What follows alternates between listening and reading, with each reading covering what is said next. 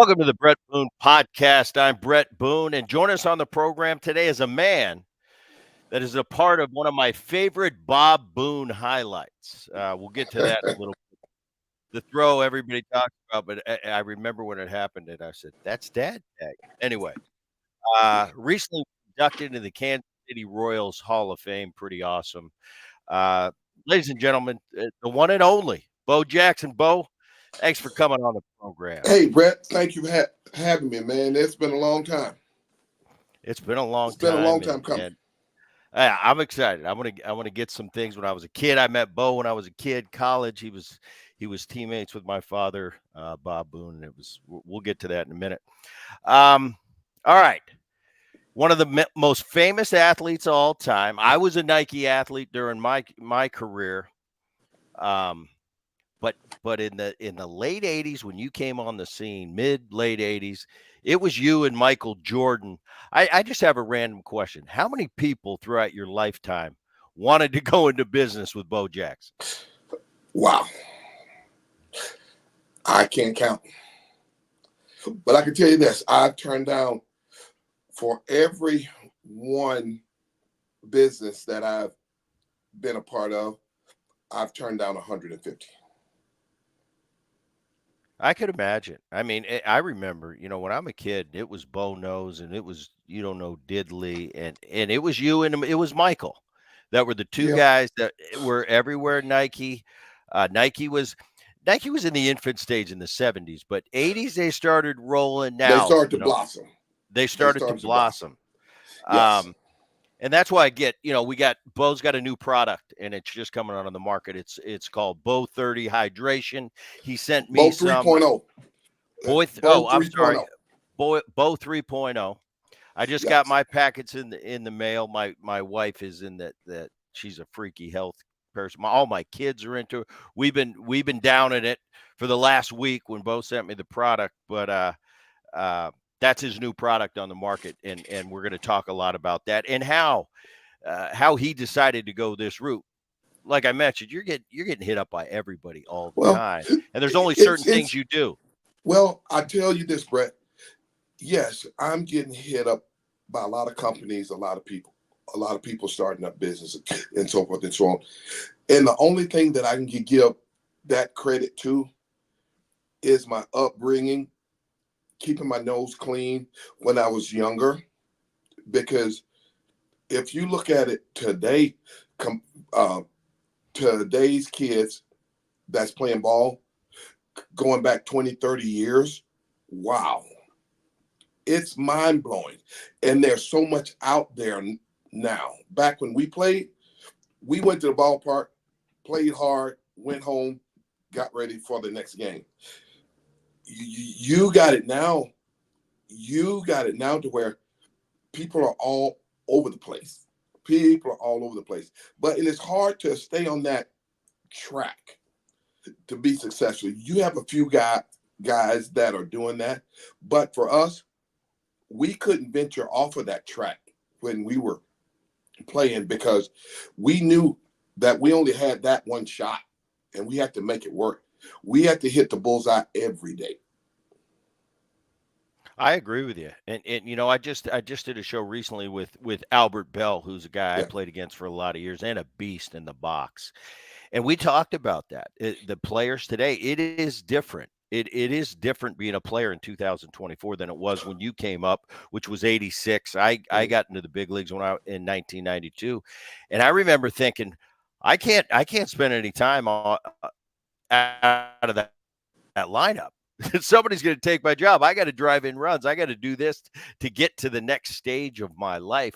Today, I think the social media has put it into a new stratosphere. We didn't have all that to deal with, and it's more today about everybody's got a brand, and they've got to continue to build that brand. And sometimes I think it gets your eye off the target of what you're doing, and that's being a Absolutely. baseball player, that's being a football player, that's being an NBA Absolutely. player. Absolutely. It's more about the brand now than the quality of play. And it's starting in high school. It's starting in junior high school now. They are giving 13, 14-year-old kids contracts. And and it's getting outrageous, to be honest with you. It's taking the quality of play away from the sport. And then when somebody do something great, they gotta go out and do something on top of that so it can boost their social media page. And it's just not for me personally. It's not fun for me to watch because if I'm gonna watch a baseball game, I want to see I want to see guys play for base hits. I want to see guys steal bases. I want to see guys do hit and runs, sacrifices. If you hit the bomb, oops, that's by accident. I was trying to hit it in the gap. But you got those guys that's going to hit the bombs. Everybody don't need to be swinging for the next county. And right now, I'd say the most exciting player in the big leagues right now is De La Cruz. Is De La Cruz. He terrifies a pitcher and catcher when he gets on base. And I like watching that. I like watching that. As far as just swinging for the fence, that gets old because you're either going to pop it up, hit it out the ballpark, or strike out. It just don't Yeah, make any it sense. is. It's all or nothing. I've seen, in with the rule changes, in the two disengagements from the pitcher is all you can do. At first, I was thinking, wait a minute, that gives the overwhelming advantage to the base runner. But I see what they're doing now. We were getting so far away from playing the game, the LED La Cruz stealing a Yeah. base, that they needed to encourage and give these current players a little boost to, hey, go ahead and steal bases. So I think in the end, it's been a good rule because it got us back on track. Hey, let's start playing the game, and everything isn't about the home run. Uh, you are speaking to the choir. I swung hard. You swung hard, Yes. and we hit some home runs. But you're right. Just because it looked like we were trying to hit a home run, we weren't. We were trying to get a good No, trying to pitch to make hit, knock the solid crap contact. out of it. Right. And the more good at bats you can have, they will result in the end in home runs. Yeah. But Yeah. to do it in reverse, and I'm going to hit home runs, I'm not going to have good at bats, and I'm not going to be a good player. I got to start somewhere and go from there. I watched a movie recently. Not recently, probably in the last 6 8 months, and it was about Michael's journey through Nike, his Nike journey. It was called Air, I think. It was with Matt Damon was the star of it, and it talked about how Nike and Michael Jordan got together. Um, what is your story on that? How did it start? How did you become a Nike athlete? It's just from high school to college. I always wore Nike shoes. I always wore Nike shoes. I got to Auburn and we were Nike school then. So I didn't I wasn't comfortable with anything else, to be honest with you. And after leaving Auburn, um, Nike called and I picked up the phone. It doesn't make any sense to get to that level wearing the type of shoes and stuff that I did to get to where I am to all of a sudden change to go somewhere else. Until this day, I'm still with Nike. But I tell people that I that I've been with Nike so long. I have diplomatic immunity, and and that is a good thing. That is a good thing for me. It tells me that I did something right. Everything that I'm doing today is a reflection on what I did 20, 30, 35 years ago. Yeah, it's true too. And for somebody that's been the face and continues to be a face, and when you think of Bo Jackson, you can't get around it. Man, he's Nike, and I remember the posters. I was back in the day too when that Nike Mm-hmm. poster came out. That was a big deal. I remember back before That's you, it was George Gervin, and he was the Iceman. That was there. And then you had Dominique the Wilkins. Yep, all Yeah, those guys. Dominique Wilkins doing the dunk. Yes, I remember those posters. That was the heyday. But that was before social media too. So absolutely. the kids watching this podcast, they don't remember that because it No. was before social media. Bo, I was a kid and running around the ballpark with my dad my entire childhood. So I remember Bill Frechette, who I know that he's the Yes. main baseball guy for 25, 30 years. I remember him coming into the Philadelphia Phillies clubhouse in the early to mid 70s when Nike, or it might Yep. have been mid to late, when Nike was finally going to make a baseball shoe. And he had Mike Schmidt, Steve Carlton, and Bob Boone. They signed up with Nike, and I remember them talking about, oh, Nike's got all the memory or all the merchandise they can get you, and it's a way better deal than what we have. Everybody was wearing Adidas and Brooks. Brooks was a big Yes. shoe. Absolutely. They all signed the contract because of the perks. And back Mhm. then, contracts weren't a big No. deal, shoe No. deal like today. No. And I remember all those guys. And well, I'm telling a little bit of a secret here. Schmitty, Carlton, and my dad, they all loved the feel of the Brooks shoe. Nike was Yep. just getting into it. They signed the contract with Nike, took the logo off the Brooks shoe and sewed a Nike swoosh Switch until on it. Nike got their act together and made a shoe that was Absolutely. comparable. And I remember those days back in the day. Bill Frechette, I'm 8, 9 years old running around, and then fast forward 15 years, I'm signing contracts with Bill Frechette. There you Pretty go. cool. Pretty You cool. following your dad's footsteps. Yeah. There you go. Um, 1986, you get to the Royals. I remember watching. Your first base hit. And for the listeners, I've got a pretty cool story. My personal Bo story. I still tell this story. Um, I'm on the plane and I was talking. Your name came up, and I said, I got a story for you. I don't know if you remember this. This is the year is 1991. I signed in 90. My first full season in the minor leagues was Double A, which is the Hmm. Southern League. Uh, I believe it was Birmingham. You were on a rehab assignment. Yep. I think that was with my hip. Yeah. Hmm. And we had met when you played with Hmm. Dad in Kansas City. I was in college and I'd make some trips out there to watch you guys play. So we had met. But I remember you get to first base. I'm playing second for the Jacksonville Suns. Yep. And you look over at me and you say, Booney, I'm coming in hard. I'm coming to get you. And it was with a wry smile. And I looked at him. I looked at you. I said, okay, Bo. There's a left-handed on there's a left. I'm telling you, this is one of my favorite stories. I got some stories, but this is one Mhm. of my favorite. There's a lefty on the mound. He picks you off first base, and now Mhm. I go as the second baseman. I peel into the bag because I'm going to get you in a rundown. We're gonna get you in a rundown. But you take off to second base. The first baseman throws me the ball. I'm standing at the bag, and I'm ready to get in a pickle. You're not getting in a pickle. You take off and you drop your head and start running directly at me at second base, like I'm a catcher and you're going to run me over. And I'm going, wait a minute. My brain's going like this. He knows I got the ball, right?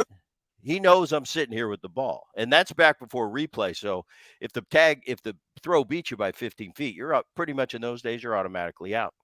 So you're 10 feet away from me and you're not getting in a rundown. And you're hightailing it. And my brain's going, he knows he can't hit me, right? I'm a second baseman. You can't run me over. You get to 5 feet from me. You're still flying. And now I've never been a little bit scared of contact, but I'm sitting there going, if he hits me, this is going to hurt. No, there's no way he's going to hit me. You get to 2 feet, you're still flying. I pull, and for the people watching this on YouTube, I pull my tag away to kind of brace myself for impact. You stop on a dime, put your foot on the bag, and I miss the tag, but I throw it down. He calls you out, Yep. and you look at me laughing and go, Booney, you know I was safe, right? And you Oh, yeah. peel off and go to the dugout, and I'm on the field going, what the hell just happened? Yeah, he was safe. Yeah. I pulled the tag away. And I had one of those moments on the field. I'm just a minor league kid. It's my first year. And it took me a minute to realize what Well, just happened, and you were just playing with me. It well, was unbelievable.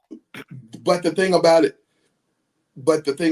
is that it was a good thing for me to scare the crap out of one of my teammates' kids. Now, as far as hurting you, I wouldn't have done that, but I would have liked to scare the living daylights out of it, thinking that I would run over you. Yeah, it was unbelievable because I know, I'm sitting there. Well, now you got a split second to everything's going through your brain, and I'm going. I Yes. know he's not going to run me over, but the the way The you look, illusion of me running right? We had and just talked. here, We had just talked. You just looked at me and said, "Booney, I'm coming in hard." Now I knew you were kidding, and you were just playing just because you had played with my dad, and I was uh-huh, around the clubhouse as a kid. I knew that was the case. But in that moment, I knew you weren't going to run me over, but there was a 1% doubt when you got that close. And it kind of was embarrassing. I've never had anybody do that to me. Never, never before then, actually, never after that. But it's a fun story to tell people, especially my kids. I say, mm, well, you weren't around for Bo, but let me tell you what Bo did. And I tell him that story. My son's in the minor leagues right now. He is it? loves when I tell him that. He loves when I tell him that story. And It's actually funny because in my baseball career, I only had contact with one player. I only had contact with actually one player, and it's funny, and it was at home plate, and it was Dempsey. He's catcher for Cleveland, and they came to town. In the morning before the game, he and I went fishing at a buddy's fishing pond out in Orland Park, and we went fishing that morning. Come off the pond, talk. He went back to his hotel around noon. I went home, got changed, went to the ballpark, playing the game. I think I'm on third base, and somebody hit a shallow fly ball, and I'm tagging because I'm running regardless. And the throw beats me to the plate. The ball, and just so happens, Rick Dempsey, in order for him to catch the ball, he had to straddle the line. And I see him, and I know it's going to be contact. Now, thinking about us fishing that morning, I said, I don't want to hurt him. So I'm just going to try to run into the glove. And he had the glove down around his knees. And I made sure that I put my forearm on the glove to try to just sweep him to spin him around. But somehow he got caught up in the mix. And when we got up, we were on the on deck circle past home plate. And his thumb got ripped back to where it could touch his wrist. And I never felt so bad before in my life. Because number one, my only objection was to knock the ball loose. Well, I knocked the ball loose. The ball rolled in the dugout, took his glove off, and damn near took his thumb with it. The only contact that I've ever had, besides bench clearing scenes and so forth and so on. But till this day, I still think about that, and it bothers me that I screwed up his thumb because the very next day he had surgery on that thumb.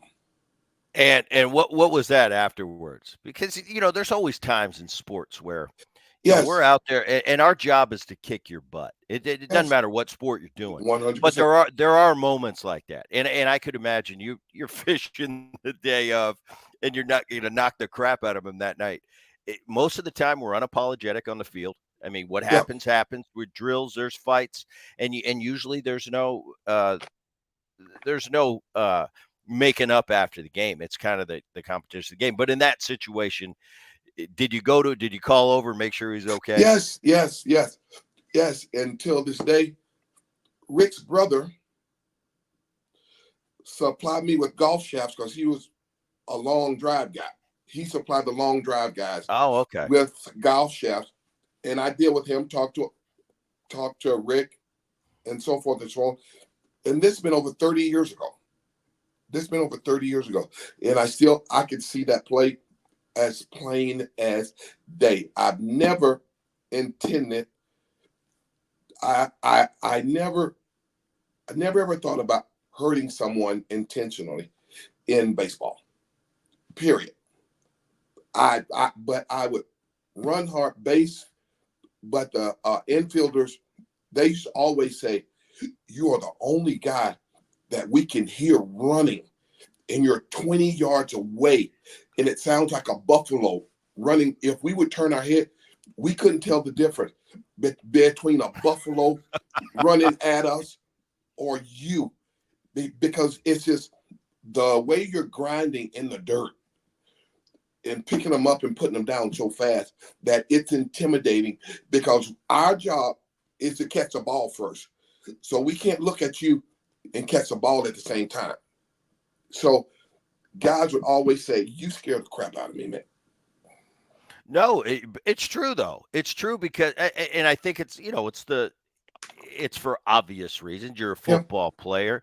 Everybody saw you run over Bosworth. So it's like we don't want to be that. Baseball, we're tough, but I don't know that we're that tough. But you're right. You had that combination. I played with Dion for a couple years, and I'll tell you, as a teammate, when he'd hit one under the gap and it was going to be a triple, to watch Dion run, he was floating.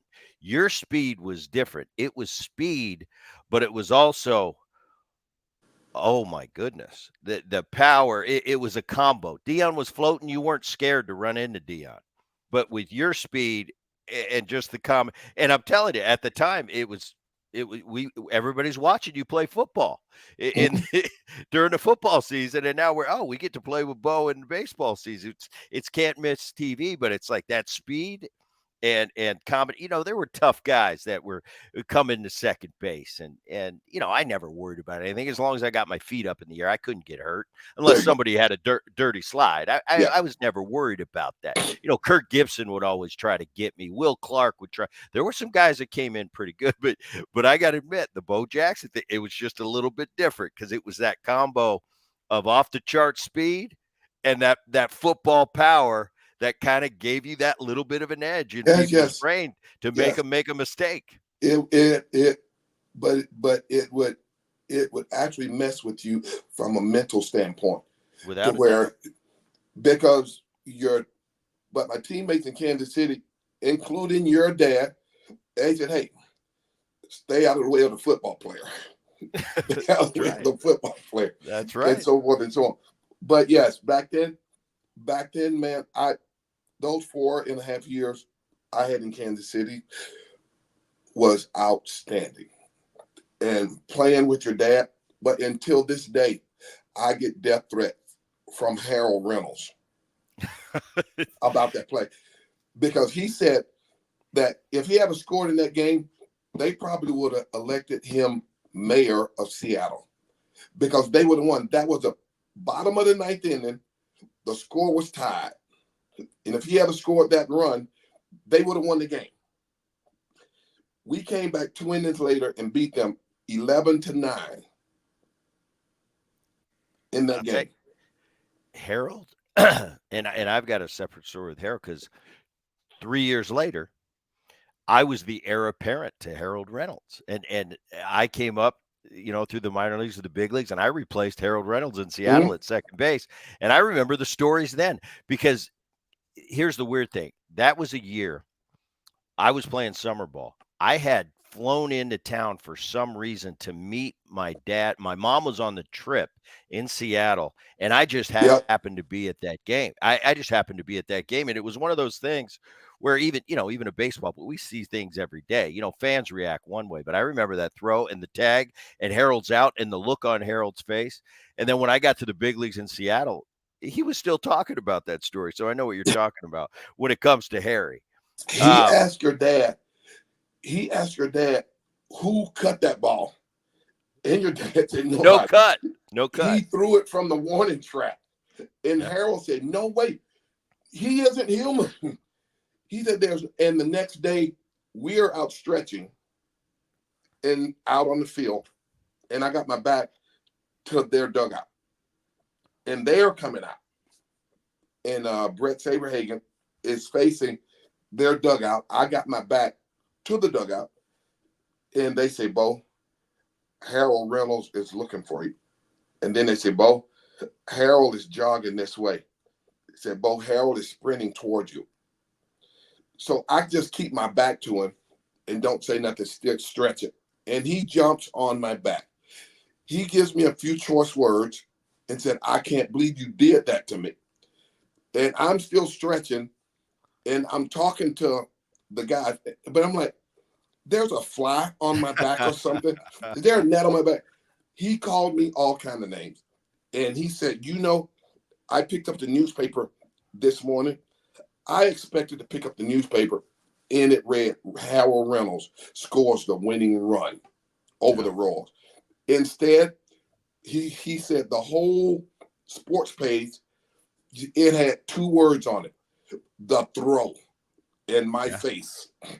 Yeah. And he has never let me forget about that.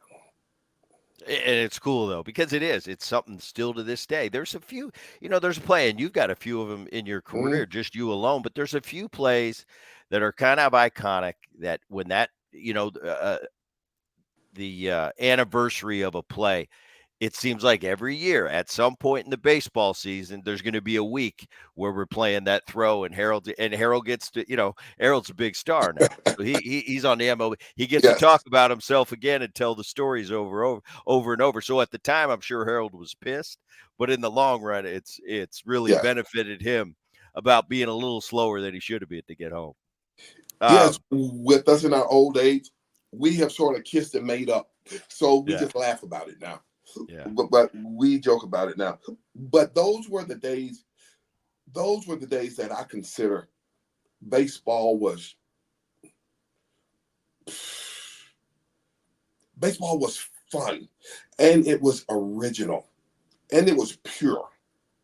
yeah. Stands were sold out. Everybody was having fun. And after a game, both teams were tired because we hustled our asses off and we played our asses off. Nobody hit a pop up and jogged first base. Nobody hit a home run and flipped it back. If that was the case, we would be fighting every inning. Yeah. It's just different. But in not trying to knock the young players in this day and age, but it's just a different time, a different game, a different breed. Yeah, it is. Everything's just different. And the things, of my whole life's been baseball from my childhood to current. And I'm never gonna walk away from the game, and especially for my family, that's been our livelihood for so long. And I remember in my day, talking to dad, and dad's gonna say, "Oh yeah, dad's gonna be critical of my generation." Yeah. Grandpa was unbelievable. I mean, he was so critical of my generation. He was all he ever wanted to talk about was how great Ted Williams was, how great Bob Feller was, and how Randy Johnson's not that good. And I'd say, Gramps, he's pretty good. So I get as we get older, we always go back to what we loved and what we cherished in our generation. But some of the things that we're discussing today, I wish it was different, but I look to the players and it's like, it's the way they're brought up now. It's the culture. It's not Absolutely. necessarily they didn't necessarily choose this. It's So, how it was in their upbringing. And you're right. There's some things I'd like to change. Every generation is different. All we can do is sit back, go through it. History will judge each and every generation on what is the best. They will decide that. But you're right. It is different, and a lot of the things that we were used to just aren't the norm in today's game. Um, the commercials you shot, they're still to this day they're awesome. I remember Kirk Gibson was in one of your commercials. I think it was the Bo Diddley one. McEnroe and yes. Everett Gretzky giving you the no that Jordan, you can't. everybody was. Jordan, yeah, you Yes. had the cross trading one. You had Sonny Bono. You had Dennis Leary in one of Yes. your commercials. Um, you were kind of cross training before cross training was even a word. I think your campaign kind of defined We what kind of, cross yeah, training is. yeah, yeah. We kind of we kind of pioneered the cross training How business. involved were you in the making of those commercials? Very Did you have much. any? You had a lot of input. Well, put it to you like this: I had enough input to where my input on a commercial um um um spawned the phrase "Bo knows." We were sitting at a table, going over that commercial, the Bo knows commercial, to where we were doing everything, and this was before we called it Bo knows, and we had we had a commercial that was about a minute and 10 seconds long. We had to get it down to about 30. We had to get it down to between 20 and 30 seconds. We had to move some stuff around. So we're sitting at a table, and I said, look, we need to take that out because I would never do that. We would need to move this over here, take this phrase out, put this in, move this here, just do a bunch of stuff, and let's splice that together to see where it is. And they did it. And it came out to be in that time frame that we were looking for. And somebody across the table just said, see, Bo knows. And it stuck. Till this day, that phrase has been said. It's still popular 40 years later. And it makes sense though because with what we talked about the other day, it's like for you to go in and go, all right, we got to get it shorter. So what am I going to cut? Well, I wouldn't do that. It's almost like endorsing the product. That sounds great. How Yep. much money? Wow, that's a lot of money. But can I live with this? Is that when I was growing up and how I was raised? Can I live with doing this when I really don't believe in it? So it probably made it easy for you in the commercial process of let's Yes. get rid of that because I wouldn't do it. Yes. Very much so. And it's always good to be hands on. It's always good to be hands on in whatever you do. That's right now. I'm sitting in my office, and I'm the only person here. I've been here since about 8:30 this morning, working, taking phone calls, making phone calls, setting up other meetings, and just that's what I do now. But I say this: I said at one point in time in my life, I was good for sports, but sports has been great for Bo Jackson ever since I left home from high school to go to college. Sports have been great for Bo Jackson, just like it's been great for you and your family.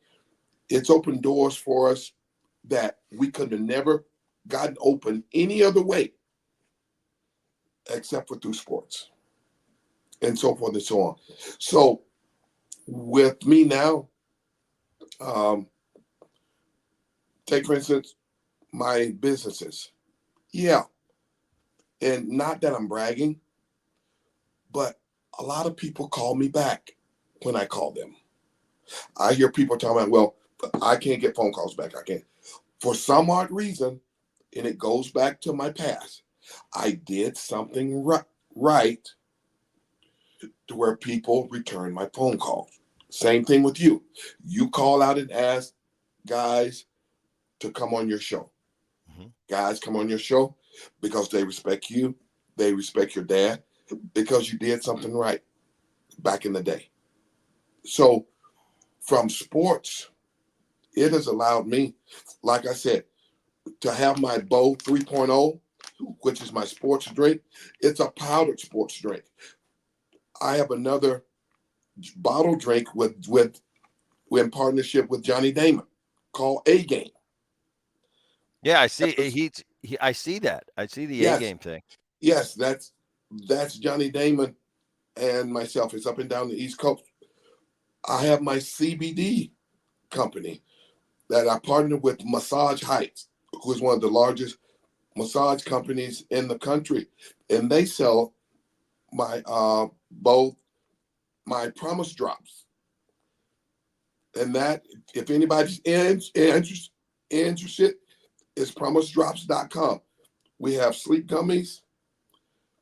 We have spectrum oil and so forth and so on. And we're doing very, very good with it. We are doing very good with it. But those are some of the things. That's just a few things that I got. Got my sports complex company, Bo Jackson Elite Sports. We have a facility right outside of Columbus, Ohio. That's about 121,000 square feet, all air supported structures.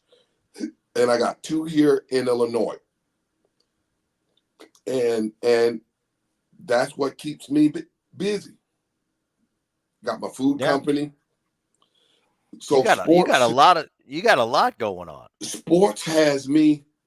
I am more busy now with my companies than I was when I played both sports. Now my main thing that I'm doing is my food company. I have my Mhm. burgers, the Bo burgers, and my powdered drink. My powdered drink is right now with the big with the big push with Prime.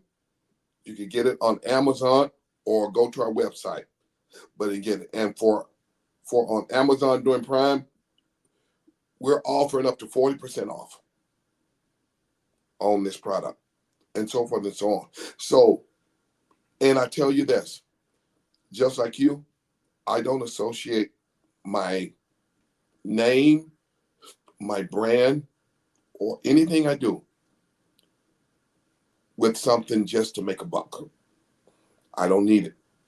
I knock on wood that I was blessed enough to where I've done things right. Um, I listen. I Yeah. but I listen, and I listen to what people that have walked down that road tell me because I'm walking down that same road, and they told me what to expect, how to handle myself, how to carry myself, how not to how not to embarrass your employer, how not to embarrass your teammates, and most of all, how not to embarrass your family. And those are some of the things that I've taken with me, because I got people calling me, want me to put my name on Speedos. I'm not doing that because I don't wear Speedos. Right. I put my name on this, and no, I put my name on my product that I own, that I use, that I believe in. Boat 3.0, every time I get on my bike to go for a ride, I got two bottles with me. My A game drink, same thing. My CBD, I use it every day. Eat a sleep gummy every day. Because guys like us, our brains never shut off. Mhm. And it's hard for us to get to sleep. So I did something about it. I did That's it. something about it. Me and my partner went to Laurel Crest, which is a laboratory full of scientists out of California. And we developed our Promise Drop label with them. So the stuff that I got out there, it isn't something that somebody has come to me and said, hey, let's put your name on this. No, I spent Yeah. all of COVID in the laboratory with the scientists to produce this. All of COVID, which I live in Illinois. I drove up to Madison, not Madison, Wisconsin. What's the name of the place? Just south of, just south of, is it Water? I think it's Waterloo, Wisconsin. To the lab, We'll go with Waterloo. yeah, Yeah. to actually sit there with them. We're in a building that's over 100,000 square feet, and there's only three or four people in the whole building. Bo Jackson and scientists going over flavors, taking stuff out to put new stuff in because it doesn't taste right. And the thing that I do, if my name on it, it's because I helped develop it. And that's the only way to go. Yeah. I love the fact because it is so true. It's why do people call you back? Why do people speak about? Well, okay, it's Bo Jackson. It's a different level. It's a different level of fame especially when you were breaking in. Nobody was playing football and baseball. Nobody Mm. had these commercials. And still to this day, I'm buddies with Gooby and Saberhagen Yeah. and George Brett, and they Yes. can't say enough great things. That's truly how you know what a guy's like. Yes. It's the people that know him in passing. Yeah, I don't listen to that. I want to talk to their teammates. What was this dude really like? And the way they glow about you says something about the man you are, the athlete, the great athlete aside, But you don't get to this part in life and have people call you back, have people speak the way they do about you. You know, the athlete, yeah, oh, Bo, he was unbelievable, this and that. Yeah, we kind of all know that. We know that what your athletic prowess was about. Everybody knows that. But what kind of man is he? Do we want to hang? A buddy of mine who's a good friend of mine, Richie Sexton. Hmm. He managed a team out in Chicago a year ago, and he says, "Hey, Booney, I saw Bo the other day, and hopefully this summer we get to play golf. I don't know whether he did, but Hmm. for him to just call casually and say, yeah, Bo was awesome, and I talked to him, it says a lot. And Yes. it's the way you go about it's the way you live your life, one day at a time. Keep your side of the street clean, and that's what I try to do, especially as I get older. I see how important it Absolutely. is to be a role model. Some people say, "Oh, I'm not a role model." Well, you make millions of dollars and you play a sport for a living. I feel, and maybe I'm not. It doesn't mean Nope. You what I are a think. role model. I think you are. You You are a role sign. model. That's a part of the deal. When you become rich and famous, part of the deal is you have an obligation, I think, to be a role model, and you're held to a higher standard. You get to make a lot of money. People that make a lot Hmm. of money, that's an unbelievable perk. But there's also the other side of the ledger that you got to be accountable for how you present yourself and how you behave. Put it to you like put it to you like this. Just because you made a boat, just because you make a boatload of money, that doesn't give you the right to go out and think you're better than anyone else out there. It doesn't make you better than the garbage man. It doesn't make you better than the janitor. It doesn't make you better than the guy down at the service station pumping your gas. It don't even make you better than the person bagging your groceries at the supermarket. Because do you know something? The thing that I've been taught is that the day you start looking down your nose at people that you think that are beneath you is going to be the day that you begin your downfall.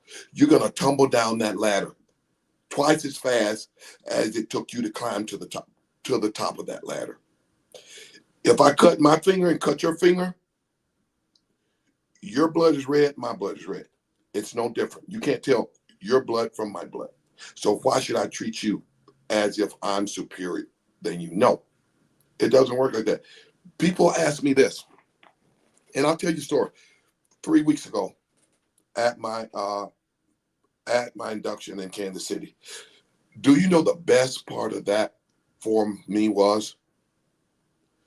Besides having my family and friends there, is to sit there and spend some time with the fans. A lot of them cheered for me back 30 years ago. Now they brought their grandkids with them and telling their grandkids about that guy. And not and the icing on the cake for me was to have, how many guys can say Hall of Famer George Brett, one of the best players that ever played the game, introduce you at your Hall of Fame ceremony? I had Willie Wilson sitting there. And Willie, everybody knows about Willie. Legend, Kansas You City would Royal hear Willie, legend. yes, you would hear Willie before you see him Yeah, because he's going to be using a few expletive, yeah, yeah. expletives before he gets there. But like you said, with Dion and Willie Wilson and De La Cruz now, Right. the three prettiest runners in baseball, Yeah. period, because they run like they glide. They were the Ferraris of baseball Now myself, yes, I had the same speed, but I was like an 18 wheeler with a jet pack up my ass. Well, you were kind of like the muscle car.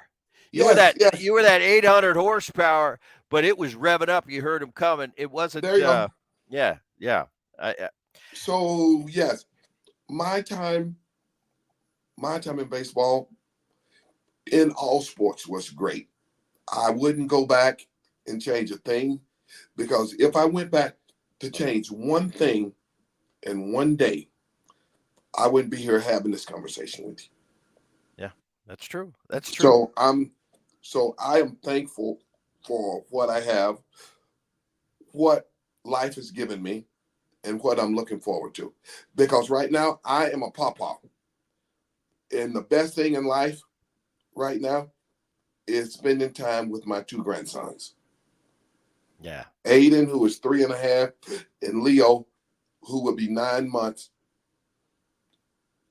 in a few days. very cool. Yeah, I get to So see. I get to see that grandson granddaughter relationship with my mom and dad. yes, I'm not quite a grandpa yet. I know it's coming, uh, but it's pretty cool. It's pretty cool to watch. And I guess you can't.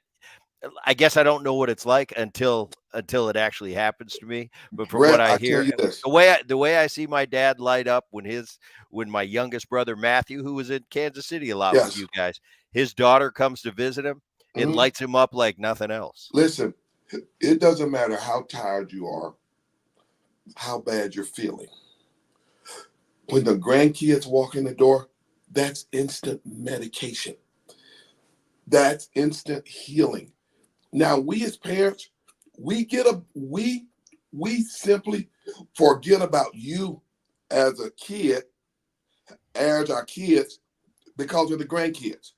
You don't exist anymore until you bring the grandkids around. That's right. And trust me, you have to see those grandkids because I got 3 kids. The only thing I care about is, hey, bring the grandkids over. Bring the kid. Bring the Yeah, grand, I've had enough. I've had bring the enough of your grandkids act. over. Yeah, and you can go do whatever you want.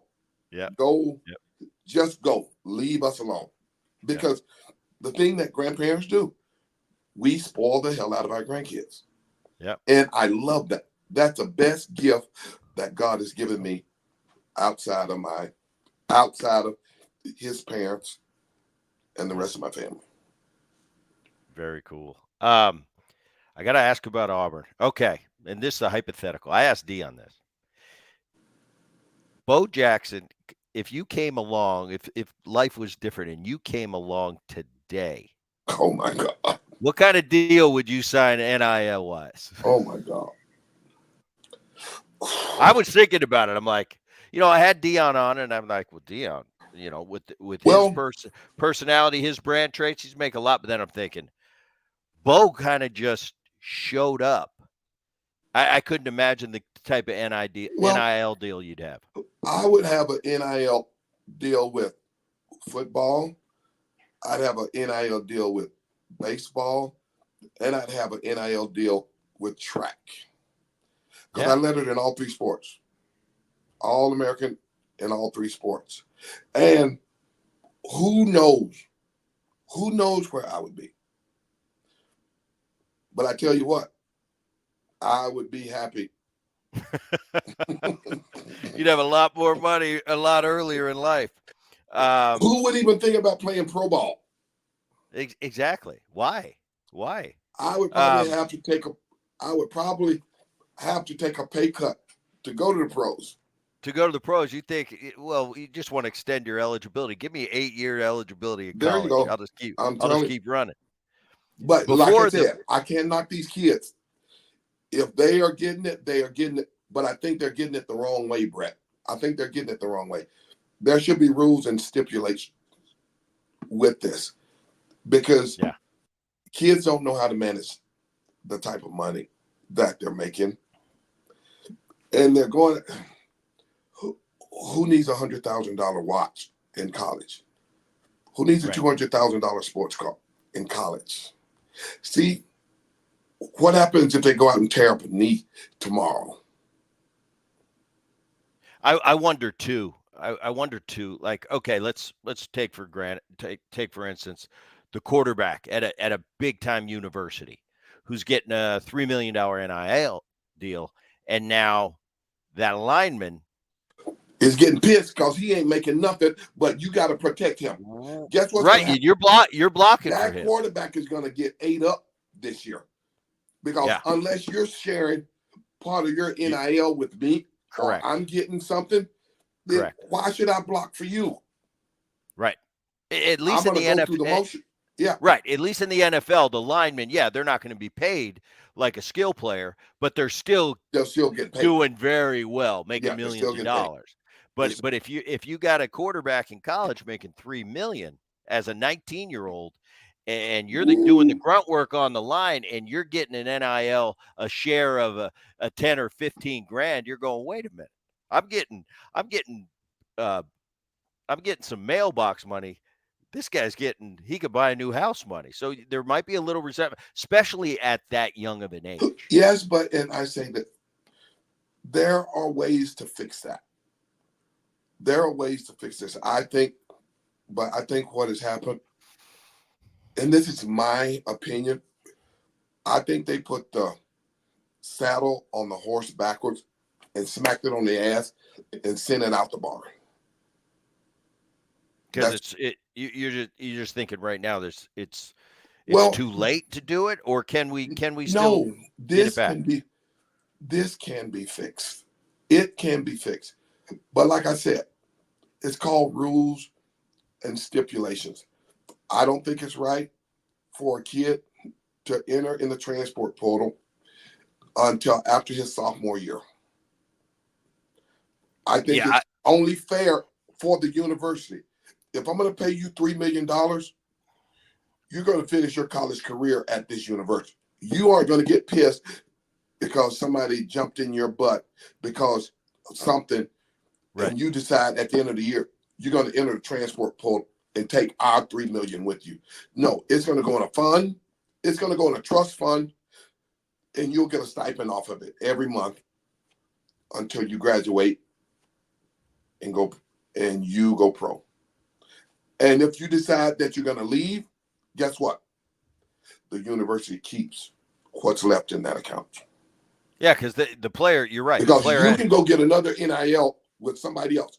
right, You're not going to live off our NIL and somebody else's NIL. Because if that's the case, kids will jump from school to school every year and a half and just make money.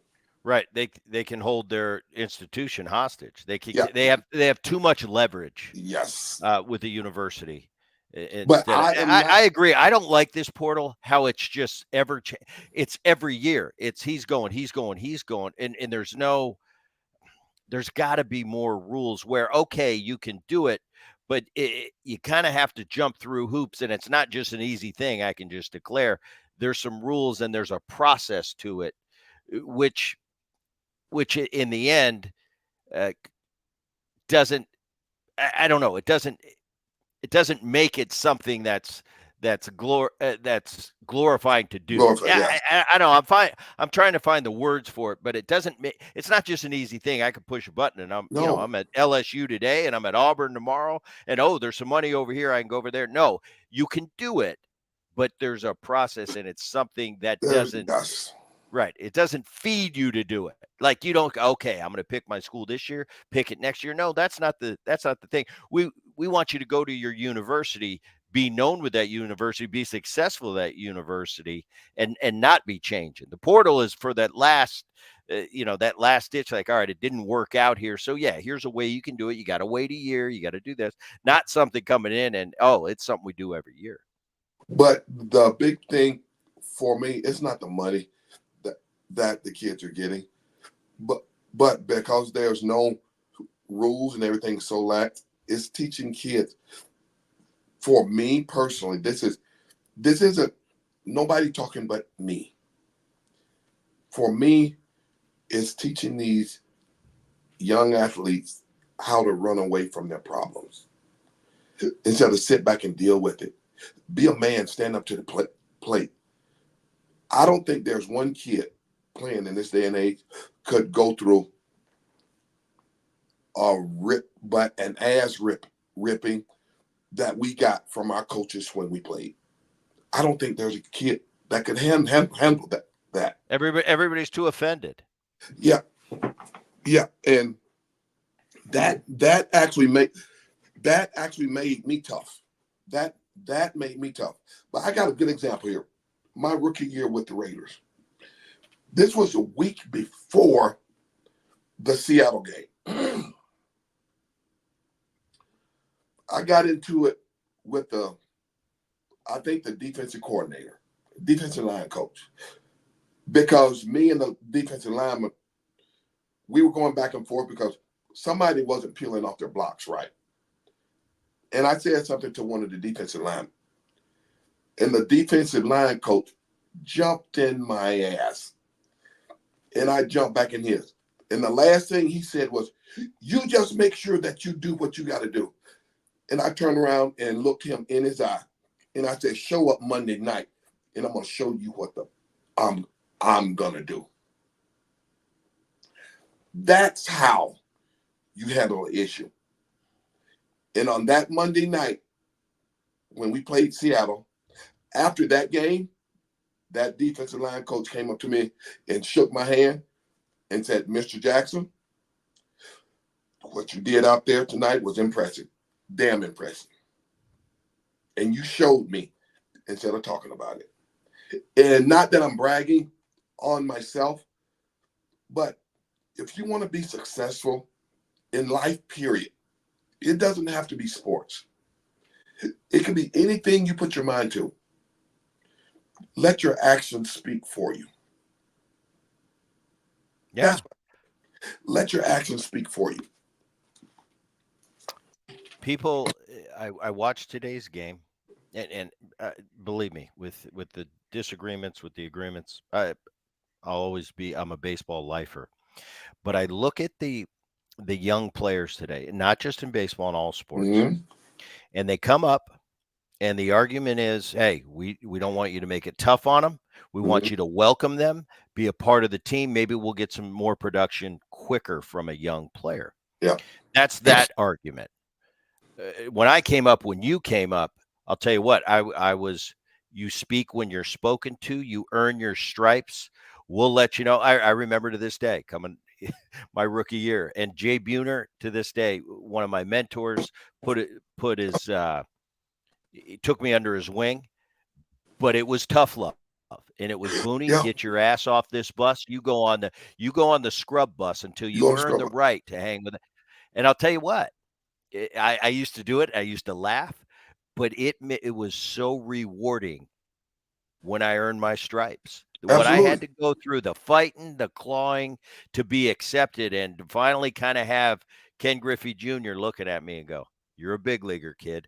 All that fight and all that hardship, and those guys getting on you and being tough on you. I think it not only prepared me for my career, but it prepared me for life. My dad told me at a young age, life isn't fair, Brett. There's going to be some ups and downs. You're going to Oh get yeah. some. There's going to be some awards that you should have won that you're not going to win. And tough. Absolutely. What are you going to do Absolutely. about it? What are you going to do about it? Absolutely. So I think you have a point there where it's like, man, you go through that, and I think you're a better human being for having to struggle a little bit and get through. You got to kind of look at everything isn't, oh, it's going to be okay. We'll make it okay, because we always want to make you comfortable. How do you become a man like that with Oh, never having to be uncomfortable? absolutely. You got to get your ass kicked and find out You how have to to get deal off with the it. ground and fight through it. You have to deal with it. Yeah, You got to believe in yourself. But if you don't got the fight in here, if you don't got the fight you're and the wasting time. fire in here, you're always gonna you always you always gonna be in the back of the bus. If you don't have that fight. My thing coming, but and you gotta look at it like this. When I came to the Royals, it was a year after they won the World Series. Yeah, that's right. Everybody, Saberhagen was the MVP. I remember it. everybody on that team knew that their job was safe. I come up from spending 34 days in the minor leagues in Memphis, Mm-hmm. and the mental attitude that I had, I didn't know if I was going to play right, center, or left. But my mentality, this is how I approached it, was that somebody, I don't know who, but somebody is about to lose their job. Somebody Yeah. is about to lose their job. And it's not And personal. I didn't know who, but I knew when I got the opportunity, you got to shine like a new penny. You got to shine like a new penny. And that's what I try to instill in all these young athletes. But I mentor young baseball players. I mentor young football players. And I tell them all the same thing. If you don't got the fire in your heart, if you don't believe in yourself, you're not going to make it in this game. I say, you're not going to make it in this game. I said, the showboating and all of that, that's fine. I said, but if you don't hustle every time you step across that white line, you ain't going to make it. You ain't going to make it. And I guarantee you that there's somebody that got the attitude that I got is licking their chops to waiting to get their opportunity to put you on a bus somewhere. Yeah. If you don't have And passion, if you don't have passion, you don't have it. If you don't have it, you're then you unless screw. you're just a beyond freaky talent, you don't have that passion, you'll get run over because too many kids out there got that passion. Yes, it is. Yes, it is, brother. And that's Um, how it is. will we ever see another Bo Jackson? I look at the kids today, how they're grown up, how these parents especially, uh, oh, you're going to concentrate on one sport, which is, I think, is the worst advice you could give, especially to a kid. I think I you call play them. them helicopter parents. Yeah.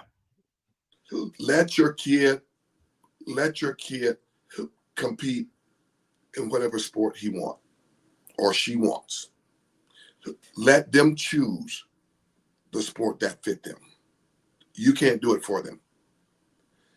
And I say to you, to answer your question, will there ever be another Bo Jackson? I'd say yes. Give him about 15 to 17 years. Name's Aiden Vincent Jackson. That's my grandson. Your grandson, Booney, Aiden he Vince. he he was actually taking batting practice 3 weeks ago in the Royals locker room. He had the big leaguers pitching to him in the locker room. He How had old his is little he? How bat. old is he? How old is he? He's three. 3. He's three. And he's swinging like Pawpaw, but when he hits the ball, instead of him running to running toward first base, he turns around and runs backwards to the back of the cage. Runs back and pick up the bat and go back to hit again. So it would be Aiden Vincent Jackson. He's 3 years old. He's Pawpaw's best friend. And as soon as it's over, I'm going to pick him up and we're going to go get him lunch that Very don't have cool. egg in it. He has an egg allergy. He doesn't like egg. He has an egg allergy. Close your eyes for 1 minute. What uni you wearing?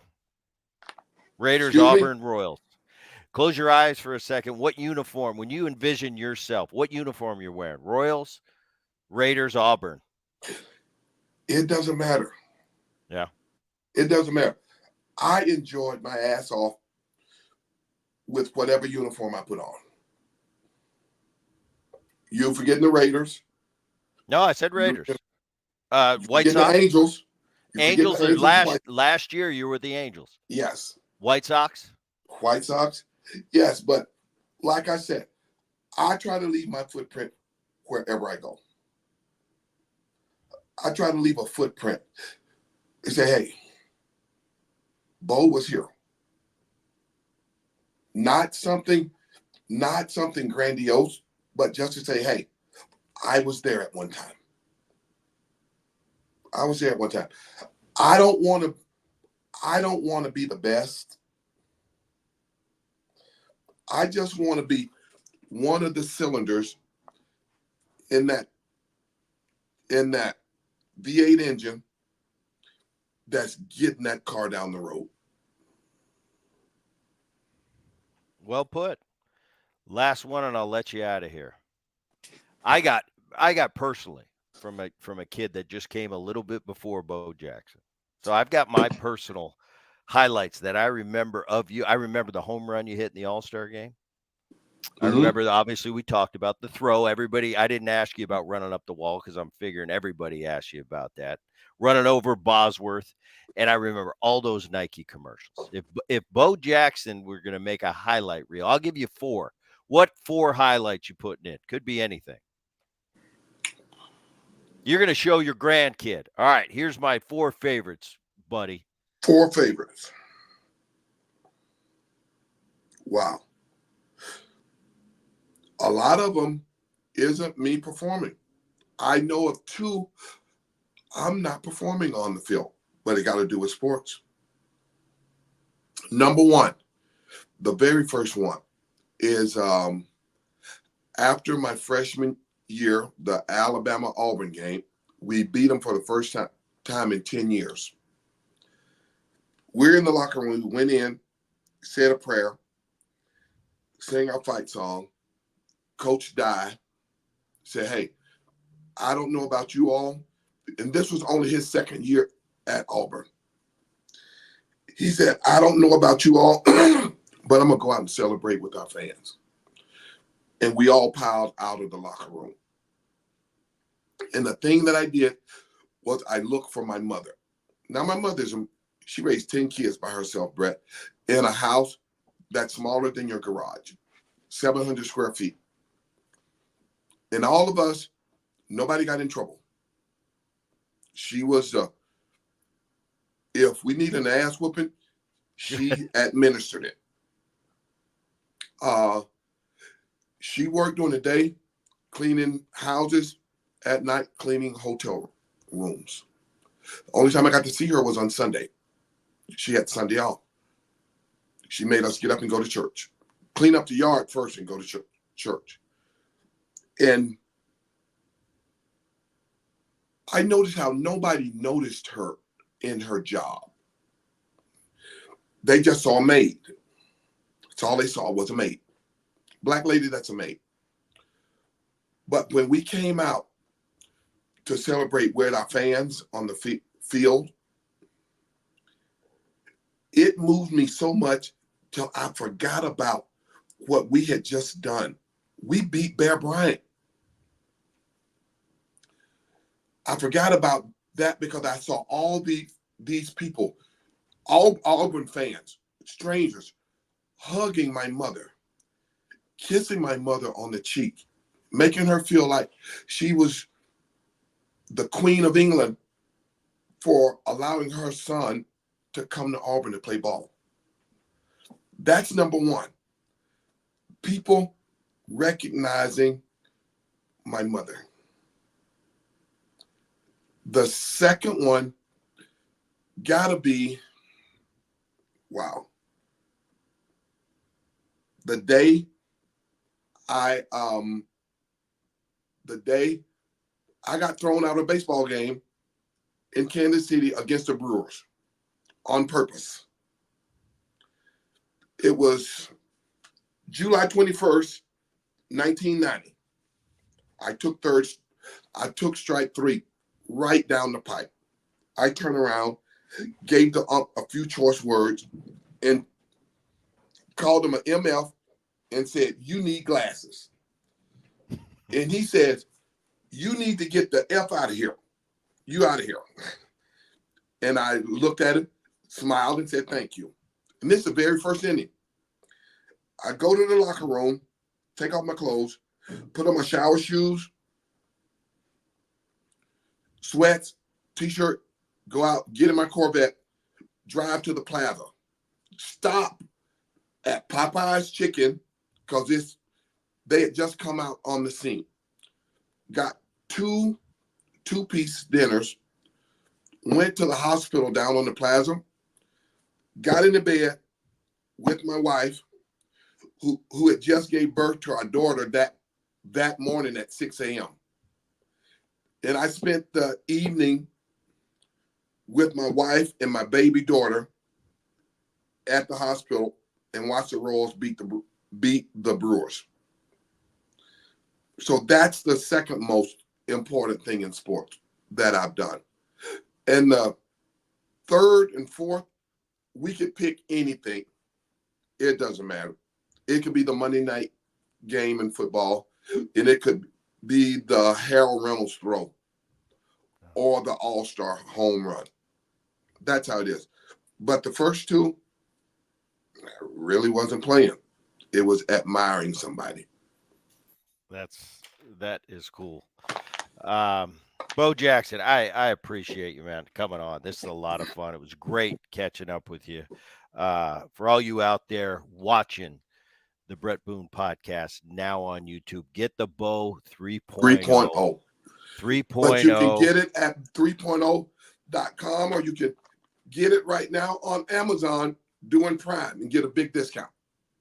Very cool. And by the way, I put it in the fridge the night before, like you told me to do. There you go. There you go. There you go. It gets it just right. Yes. Bo, thanks, man. I appreciate you coming on. For those of you watching the Boone podcast, like I said, it's on YouTube now. Check it out. This is a great episode. Do not miss it. For those of you listening to the Bret Boone podcast on the Odyssey app or wherever you get your apps, until next time, keep it here. There you go. And tell your dad I said hi, please. I will. Pleasure, Thank man. you, Awesome. Thanks. Appreciate it. You got it.